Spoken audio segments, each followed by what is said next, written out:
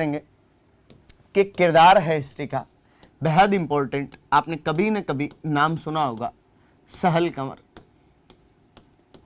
या मैं पूरा लिखूं तो मैं कहूंगा हाड़ी रानी सहल कंवर। बूंदी के हाड़ाओं की पुत्रियां हाड़ी रानी कहलाती थी। तो हुआ यह था कि किशनगढ़ के पास एक ठिकाना था रूपनगढ़। किशनगढ़ के पास जगह पड़ती थी। किशनगढ़ राठौड़ों का एक स्वतंत्र रियासत थी। यहाँ रूपनगढ़ की एक राजकुमारी थी जिसका नाम था चारुमती। क्या नाम था? चारुमती। चारुमती बेहद खूबसूरत राजकुमारी थी। औरंगजेब इससे विवाह करना चाहता था। औरंगजेब ने रूपनगढ़ ठिकाने को पत्र लिखा, बोला मैं आपकी पुत्री से विवाह करना चाहता हूं। अब रूपनगढ़ ठिकाने की इतनी कहां हिम्मत साहब कि वो औरंगजेब को मना कर पाए कि मैं अपनी बेटी की शादी आपसे नहीं करूंगा। और उन्होंने अपनी पुत्री को आदेश दिया कि औरंगजेब आपसे शादी करना चाहते हैं, आप शादी के लिए तैयार होइए। चारुमती को गुस्सा आया। कांच के सामने खड़ी होकर खुद को कोसती है कि भगवान काश ये शक्ल नहीं दी होती तो शायद आज मुगलों की नजर तो मेरे पे नहीं पड़ती। लेकिन वो लड़की किसी मुगल से शादी तो नहीं करना चाहती थी। ऐसे में उसे पता चला कि मेवाड़ के राजा राज सिंह हिंदू राजकुमारियों की रक्षा कर रहे हैं। और उन्होंने राज सिंह जी को पत्र लिखा और राज सिंह जी को कहा, राज सिंह जी, जिस प्रकार भगवान श्री कृष्ण ने रुक्मणी का हरण किया था उस प्रकार आप मेरा हरण कीजिए। भगवान आप मेरी रक्षा कीजिए।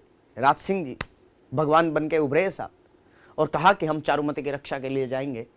मेवाड़ के दरबार में हलचल हुई। कुछ लोगों ने कहा औरंगजेब से लड़ना संभव नहीं है, हम औरंगजेब से कैसे लड़ेंगे।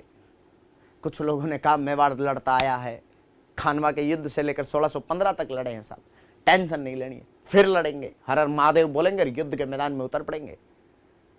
कहा साहब अब मेवाड़ की सेना लड़ने के लिए जाएगी तो सेना का सेनापति कौन जाएगा? तो कहा साहब सेलुम्बर का सामंत। और उस समय सेलुम्बर के सामंत थे रतन सिंह चोंडावत। कौन थे? सेलुम्बर के सामंत रतन सिंह चोंडावत। का रतन सिंह चोंडावत को बुलावा भेजा जाए और उन्हें कहे कि हम औरंगजेब के खिलाफ युद्ध करने जाएंगे। प्लान बनाया गया कि इधर से राज सिंह जी रूपनगढ़ शादी करने के लिए जाएंगे, उधर से सेलुम्बर का सामंत रतन सिंह चोंडावत अपनी सेना के साथ उदय सिंह को राज सिंह की सेना के साथ औरंगजेब को अजमेर में रोकने का प्रयास करेगा। रतन सिंह चोंडावत की उसी दिन शादी हुई थी और रतन सिंह चोंडावत के पास इनविटेशन गया कि आपको युद्ध के मैदान में लड़ने के लिए जाना है। रतन सिंह चोंडावत को लगा कि यार अभी तो शादी हुई है और ऐसे क्या लड़ने के लिए जाना है, और वो मना कर देते हैं। रानी को ऐसा लगा कि यार ऐसा कैसे हो सकता है, लड़ने नहीं जाएंगे तो इज्जत खराब हो जाएगी सेलुम्बर की, वो चोंडावतों का गौरवशाली इतिहास। रानी रतन सिंह जी को समझाती है कि साहब ऐसे क्या कर रहे हो आप, राणा चुंडा के वंशज हो आप, कृष्णदास चोंडावत, जयत्र सिंह चोंडावत जैसे महानतम योद्धा हुए हैं और आप लड़ने नहीं जाओगे तो सेलुम्बर की वो वर्षों की इज्जत समाप्त हो जाएगी। रतन सिंह चोंडावत रानी के कहने से युद्ध के मैदान में लड़ने के लिए रवाना होते हैं और गढ़ से नीचे उतरते समय अपने नौकर से कहते हैं कि आप ऊपर जाइए और रानी से निशान लेके आइए, कोई सेनानी लेके आइए, ताकि मैं रानी को जब मिस करूं तो उसे देख सकूं, जब रानी की याद आए तो मैं उसे निहार सकूं। सैनिक ऊपर जाता है और रानी को कहता है कि रतन सिंह जी ने आपसे कुछ निशानी मांगी है। रानी को लगा कि मेरे पति का जीव मुझ में अटका हुआ है। रानी ने उस सैनिक को कहा कि अपनी तलवार निकालो और मेरी गर्दन काट के ले जाओ। सैनिक ने कहा रानी साहब ऐसा कैसे कर सकता हूं? बोला आदेश है मेरा। रानी का आदेश था। सैनिक ने अपनी तलवार निकाली, रानी की गर्दन काट दी साहब और वो गर्दन साथ लेकर रतन सिंह के सामने पेश की। रतन सिंह का दिमाग खराब हो गया। एक पल के लिए जैसे धरती ने घूमना बंद कर दिया हो, सूर्य ने अपनी रोशनी बिखेरनी बंद कर दी हो। रतन सिंह चुंडावत अगले ही पल खुद को संभालते हैं, अपनी पत्नी का सिर बालों के साथ उठाकर अपनी गर्दन के अंदर बांध लेते हैं और युद्ध के मैदान में बहुत खतरनाक तरीके से लड़ते हैं। कहते हैं औरंगजेब को 1 इंच आगे नहीं बढ़ने दिया था, युद्ध के मैदान में लड़ते हुए मारे गए। वो महान मिट्टी राजस्थान की, जहां पर पत्नियां अपने पतियों की युद्ध में भेजने के लिए गर्दन काट के दे देती है साहब। वो किशनगढ़ की राजकुमारी चारुमती की रक्षा के लिए सहल कंवर अपनी गर्दन काट के दे देती है। तो ध्यान रखना, अपने पति को युद्ध के मैदान में भेजने के लिए, किसके लिए? तो अपने पति को युद्ध के मैदान में भेजने के लिए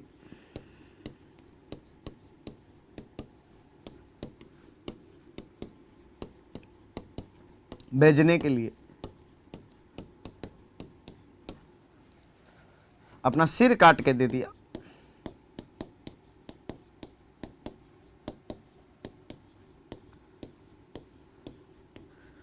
मैं तो कहूंगा कि मां सीता प्रातः स्मरणीय है, भगवान श्री राम प्रातः स्मरणीय है, मां सीता महानतम हुई, माता जानकी मां लक्ष्मी जी के अवतार थे। लेकिन मुझे कभी कभी मां सीता से भी महान महिला कोई नजर आती है तो सहल कंवर है साहब।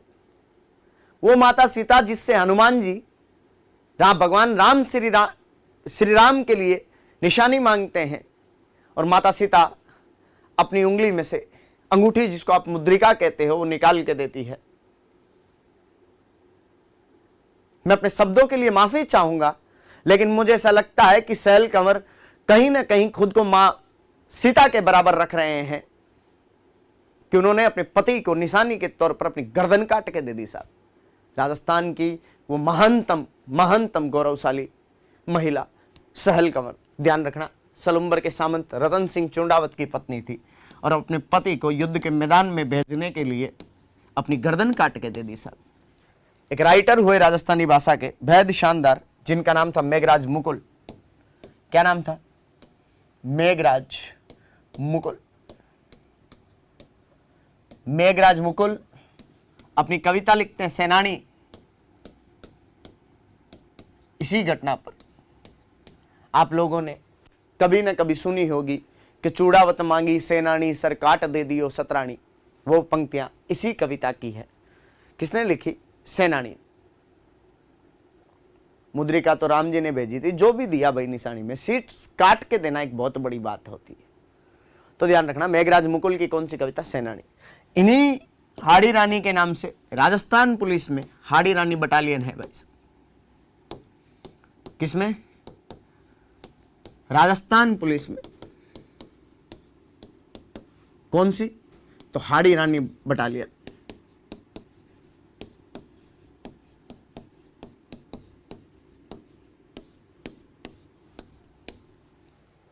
ध्यान रखना बिल्कुल। फिर हम बात करेंगे राज सिंह जी के निर्माण